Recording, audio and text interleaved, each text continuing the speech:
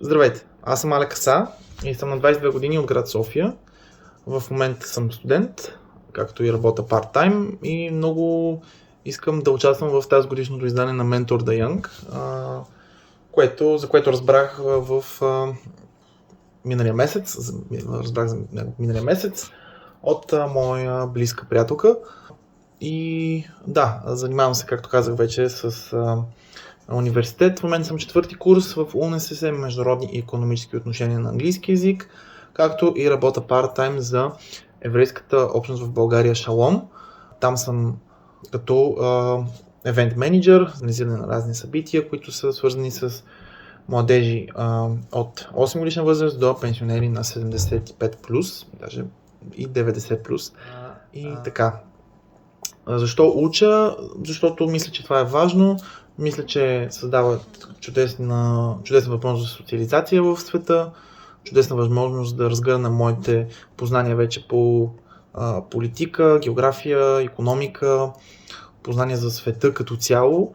И защо се занимавам с този вид дейности, примерно еврейската общност в България, защото тя е един вид доброволческа, въпреки че работя там, съм на заплата, но аз го намирам аз го правя не толкова заради парите, а заради самата доброволческа дейност и това, което ми е дало в миналото тя. То сега искам да участвам в тази програма. Всъщност още нещо може да добавя за моят професионален опит. Работил съм в две предишни компании, едната е Софарма, в която стажувах за един месец. А преди това съм работил в една малка фирма за производство на химически материали като доставчик шофьор за няколко месеца, между 4 и 5. Мисля, че на двете места получих много добър житейски опит.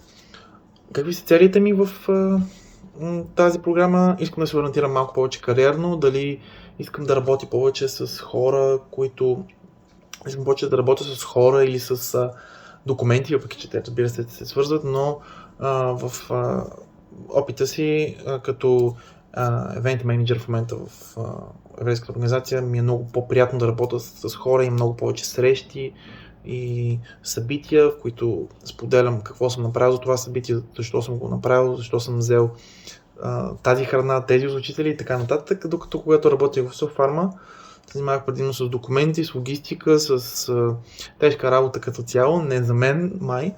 И това мисля, че съм се насочил повече към работа тип продуктов менеджер или каквато и да е такава подобна позиция, като продуктов менеджер или тим менеджер или каквото и да е. Това искам да се запозная малко повече с света на корпорациите също.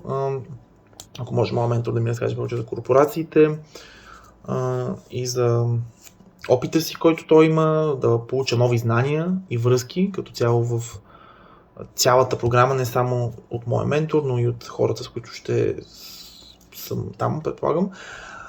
И какви са очакванията ми да бъде към ментора? Това е да бъде човек с опит и да бъде един качествен човек, качествен кадър, така да се каже.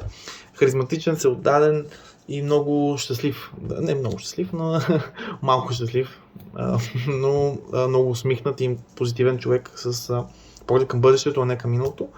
И да предразполага към качествени разговори. И то, ако предполагам, човека има различни познания, различни интереси, хобита, ако може да си говорим от как му е минал деня, до хобитата му, до професионалната кариера и до полезен опит, който той може да сподели с мен.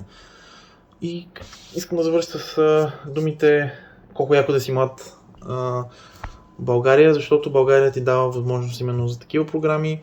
България е много приятно място за развиване. Колкото и хората да не си го мислят, тук има много бъдеще. Въпросът е просто да се запазим като едно цяло. Ще е трудно, но няма лесно в този живот и това е. Благодаря.